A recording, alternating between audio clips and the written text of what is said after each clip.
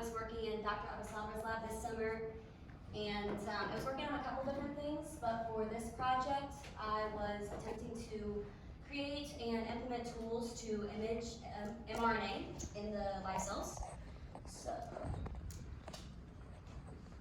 So our lab focuses on tauopathies. Over here you can see a list of over 20 different neurodegenerative diseases that all have a common pathological hallmark of abnormal aggregation of tau in brain cells. So then over here you can see 3 of the most popular tauopathies. Up here you can see the aggregation of tau in Alzheimer's disease, frontotemporal dementias, and then this bottom one is chronic traumatic encephalopathy. So all of these diseases are central to the work that we do in our lab. So tau associates with ribosomes. This was established over 30 years ago, not by our lab, because our PI is clearly too young for that, but this was established, and we did not know the functional consequence of this. So this is a figure I've included over here. Oh yeah, this is a figure I've included over here of, from a paper that we've done, subcellular fractionation of human brain. So we did this in control brains, non-demented controls, and then Alzheimer's disease brains. And then we have fractions with the full brain lysate, no ribosomes, and then only ribosomes.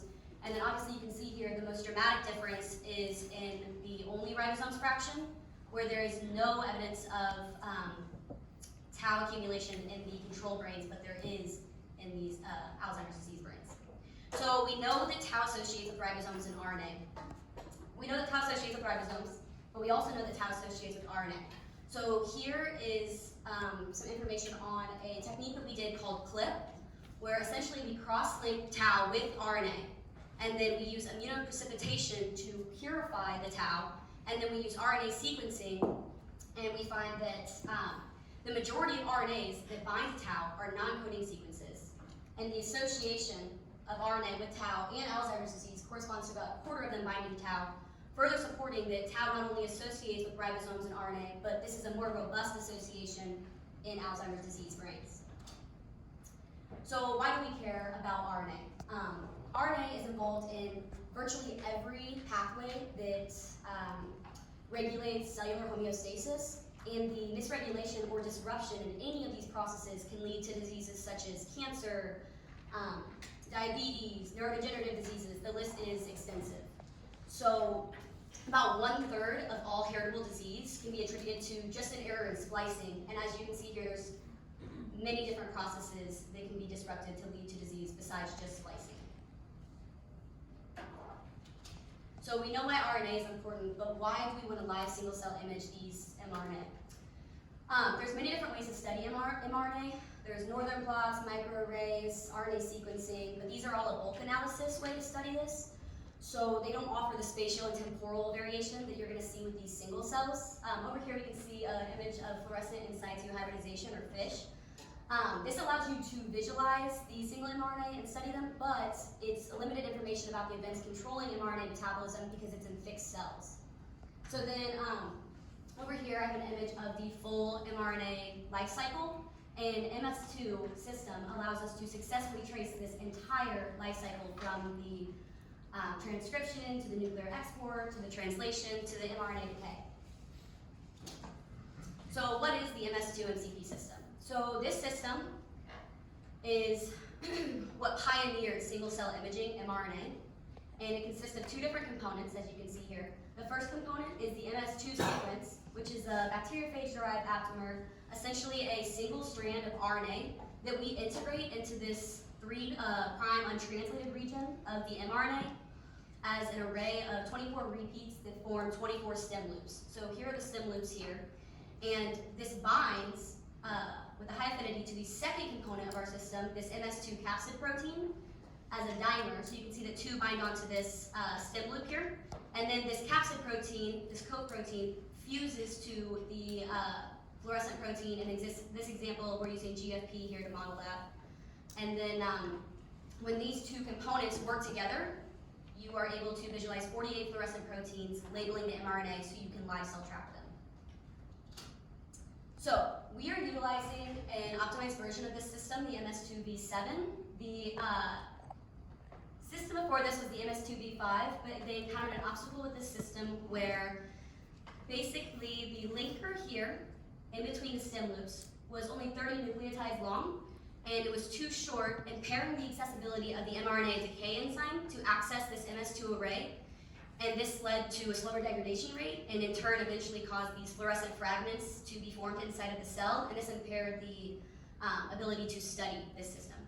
So then Robert Singer's lab created or engineered these two new systems that were an improved version of the MS2 MCP, the MS2 V7 and V6. For our purposes, we're going to be utilizing the MS2 V7 as it is preferred for mammalian cells, and the MS2 V6 is better for yeast cells. So you can see here our MS2 V7 system has a 40 nucleotide linker instead of that 30 nucleotide linker. So, how do we implement this in our lab? We utilize SnapGene, which is a program that allows you to essentially plan, visualize, and document your molecular biology procedures before you do them in the lab. So this is a plasmid map here that I've included. This is MCP fused to the GFP. It allows you to visualize, as you can see here, the restriction enzymes. When you click on those, it lets you see the DNA cut sites. It allows you to design your primers, to basically set up every experiment that you're going to do before you do it. So we purchased 3 plasmids from AdGene, Suntag MS2 V5, MS2 V7, and the MCP GFP. We were able to download our plasmid maps from AdGene and then upload these to SnapGene. We then planned Gibson assembly, which is a molecular cloning method where you're able to combine multiple DNA fragments and then combine those through one isothermal reaction. So we used the Gibson assembly to cut out that MS2 V5 sequence and replace this with the MS2 V7. So here you can see we digested Suntag and purified it on an agarose gel, and then we performed PCR on the MS2 V7 and our Suntag MS2 V5, and then we cloned them through Gibson assembly. So, as you can see here, we're utilizing SnapGene to digest our, we plated our assembly on E. coli, and then we picked up clones that were resistant to our ampicillin, and then we digested these clones, and then we are using an agarose gel, using gel electrophoresis to verify that we have the correct sequence. So over here in column 2, you can see this is the MS2 V7 that shows the proper sequence, and then this is the sequence that we are is not desirable.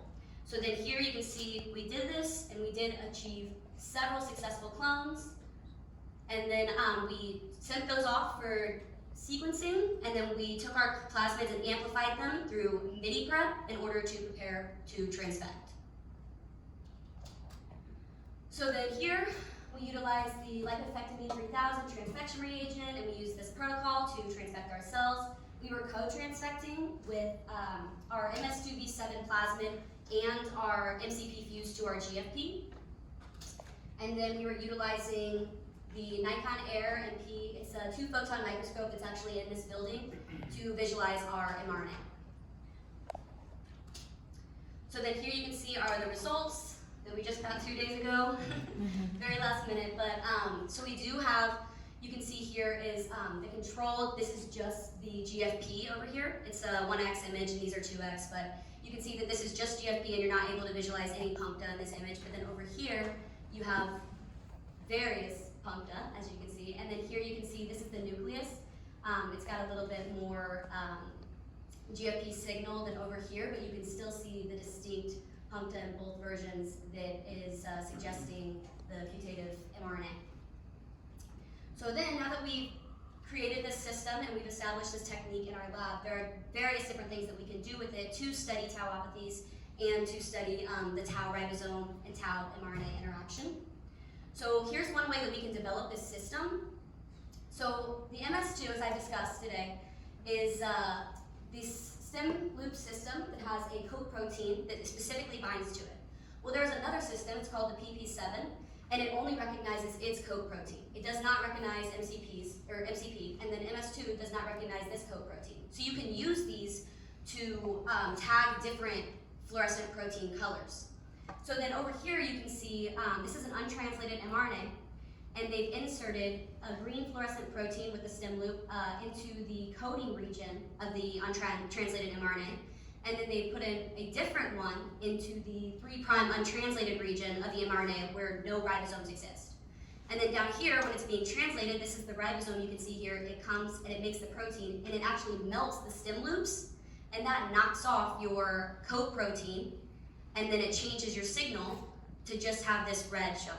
So here you'll see the green and the red together make the mRNA a yellowish orange color, and then whenever you knock off that coat protein, you're left with just a red signal. So you can see exactly when translation has happened. So then over here I have an image of that taking place in real time. So here you can see the several mRNA that have been untranslated, and then whenever they come out here and are translated and that coat protein gets knocked off, they turn red.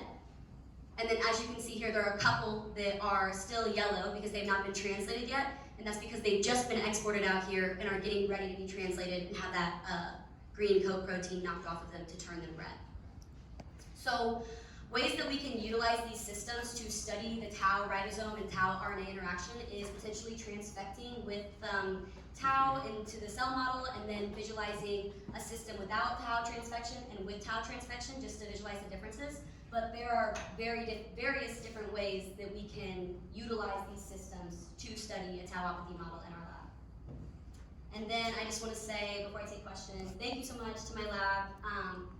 It was an incredible summer, and I learned so much. Before coming into this lab, I had absolutely no cellular molecular background. I knew only animal and behavioral models, so it was definitely a lot of late nights and long weekends that I had to spend trying to study and understand what I'm researching. But yeah, thank you, and that's all.